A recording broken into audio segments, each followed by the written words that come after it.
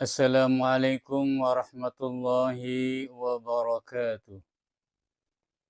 Alhamdulillahi wa kafa wassalatu wassalamu ala sayyidina Muhammadinil Mustafa wa ala alihi wa ashabihi ahli sidqi wal wafa amma ba'du. Bapak Ibu sekalian, ada jamaah yang bertanya begini, Pak Ustadz, ya, kenapa kalau ada acara kita selalu baca surah Yasin? Acara kematian, baca Yasin. Acara syukuran, baca Yasin. Selamatan, baca Yasin. Muludan, baca Yasin. Walimah, baca Yasin. Pindah rumah, baca Yasin. Malam Jumat juga baca Yasin. Kenapa sih surah Yasin yang selalu dibaca? Dan apa keistimewaannya? Bagus, ini adalah pertanyaan untuk kita semua. Jamaah sekalian, surah Yasin ayatnya ada 83 ayat. Yasin wal Qur'anil Hakim innaka laminal mursalin. Bacanya Yasin, bukan Yasin. Ya-nya panjang, Yasin. Paham ya? Suatu hari ada orang yang nggak pernah ngaji, nggak pernah baca Quran, disuruh baca Yasin. Karena dia nggak pernah belajar tulisan Arab, dia baca Yasin yang tulisannya Latin. Tulisannya bahasa Indonesia. Nah, kalau baca Al-Quran, kan ada tajwidnya, ada makhrajnya, ada izhar, ikhfa, idgham, iklab, ada madnya, ada panjang pendeknya, dan seterusnya. Bacaan yang panjang, hurufnya ditulis double, 2. Contohnya Yasin. A-nya ada 2. Tetapi karena dia tidak paham, dibaca Yasin. Padahal maksudnya adalah ya panjang. Ya-nya itu dibaca panjang. Yasin. Ini jangan sampai terjadi di keluarga kita. Na'udzubillah.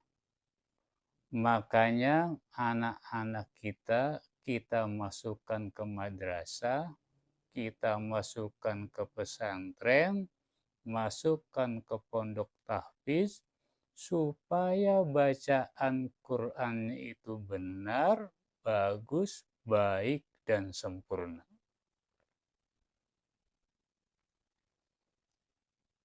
Surah Yasin adalah surah yang sudah akrab di masyarakat kita. Dan bahkan surah yang paling banyak dihafal di kalangan kita. Saya punya uyut Hajjah maca Allahumma fillaha warhamha waj'alil jannata maswaha. Itu kalau mau tidur, dia baca Yasin dulu. Yasin wal Qur'anil Hakim innaka laminal mursalin ala siratim mustaqim, dan seterusnya. Baru bismika Allahumma ahya wa amut. Baru tidur. Saking akrabnya dengan surah Yasin. Jamaah sekalian, Di dalam surah Yasin terdapat banyak pelajaran yang menjadi renungan kita bersama. Satu di antaranya adalah nanti mulut kita akan dikunci. Mulut kita tidak dapat berbicara, tidak bisa berkata-kata sedikit pun. Kalau di dunia ini kita pandai bicara, pandai berargumentasi untuk menutupi kesalahan, pandai berkilat dengan apa yang dilakukan, pandai bersilat lidah untuk membolak-balikan fakta yang sesungguhnya, yang benar jadi salah dan yang salah jadi benar, nanti di akhirat semua itu tidak ada lagi. Mulut dikunci, mulut tidak bisa berkata, tidak bisa berbicara sedikit pun. Pada saat itu yang berbicara adalah tangan kita, kaki kita, anggota tubuh kita, untuk mempertanggungjawabkan segala yang dilakukannya di dunia fana ini.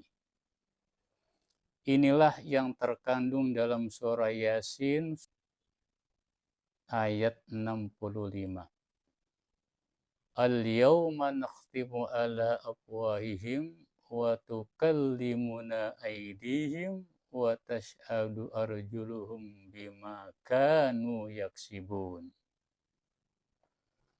Pada hari ini kami tutup mulut mereka dan berkatalah kepada kami tangan mereka dan memberi kesaksianlah kaki mereka terhadap apa yang dahulu mereka usahakan. Jamaah sekalian, ini mengingatkan kita kepada syair Pak Taufik Ismail yang judulnya Ketika Tangan dan Kaki Berkata, yang dinyanyikan oleh salah seorang artis Indonesia.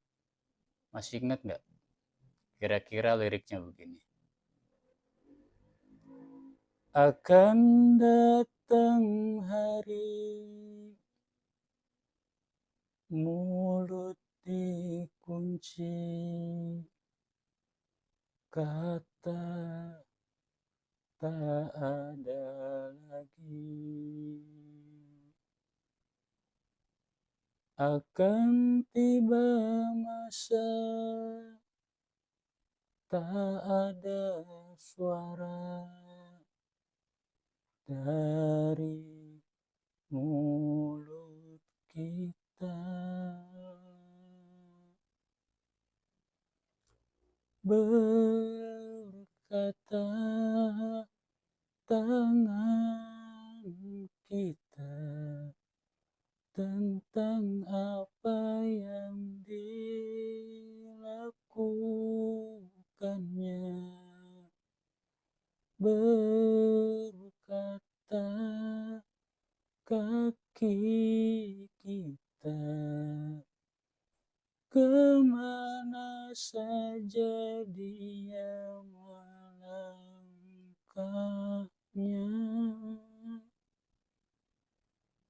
Kira-kira begitu ya. Ini kalau bukan pengajian, saya mainkan 2 album ini sampai selesai. Nah sekarang, mengapa yang dibaca surah Yasin? Pertama, Nabi kita Muhammad sallallahu alaihi wasallam bersabda, An Anas radhiyallahu an, inna likulli syai'in qalban wa qalbul Qur'ani Yasin. Sesungguhnya segala sesuatu itu punya hati, dan hatinya Al-Quran adalah surah Yasin. Manusia punya hati, binatang punya hati, Quran pun punya hati, dan hatinya Al-Quran adalah Yasin. Mestinya kita baca Al-Quran semuanya dari pertama sampai akhir, tapi karena nggak sempat, kita baca hatinya Al-Quran saja, yaitu surah Yasin. Kedua, Yasin itu Quran apa bukan? Quran. Yasin itu adalah Quran. Nabi bersabda, An Abi Umamah Al-Bahili radhiyallahu an sami'tu Rasulullah sallallahu alaihi wasallam yaqul Iqra'ul Qur'an fa innahu ya'ti yaumal qiyamati syafi'an li ashabihi. Rawahu Muslim. Bacalah Al-Qur'an karena ia akan datang pada hari kiamat sebagai pemberi syafaat para sahabatnya. Hadis riwayat Imam Muslim. Ketiga, qala Ibnu Katsir fit tafsir walihada qala ba'dul ulama'i min khasa'isi hadhihi surah annaha la tuqra'u inda amrin asirin illa yassarahu Allah ta'ala. Imam Ibnu Katsir dalam tafsirnya berkata, bahwasanya kalau surah Yasin ini dibaca untuk perkara yang sulit, perkara yang susah, Allah akan memberikan kemudahan. Keempat, sekarang kenapa kalau malam Jumat kita baca Yasin? Nabi bersabda, Man qara'a Yasin fi lailatin asbaha maghfuran lahu. Siapa yang membaca Yasin pada suatu malam, malam apa saja, maka pagi harinya dosa-dosanya sudah dihapuskan oleh Allah Ta'ala. Coba perhatikan, kata lailatin itu bersifat umum. Salah satu malam. Boleh malam Ahad, boleh malam Senin, boleh malam Selasa, malam Rabu, malam Kamis, malam Jumat, malam Sabtu, malam apa saja boleh. Pak Ustadz, saya mau baca setiap malam, bagus. Tapi karena kita sibuk, tidak bisa baca setiap malam, maka dipilihlah malam Jumat sebagai Sayyidul Ayyam. Setiap malam nggak bisa baca Yasin, ya sepekan sekali. Sepekan sekali nggak bisa, ya innalillah. Paham ya? Jelas? Mudah-mudahan ada manfaatnya. Wallahu a'lam bishawab. Wallahu muwaffiq ila aqwamit thoriq. Wassalamualaikum warahmatullahi wabarakatuh.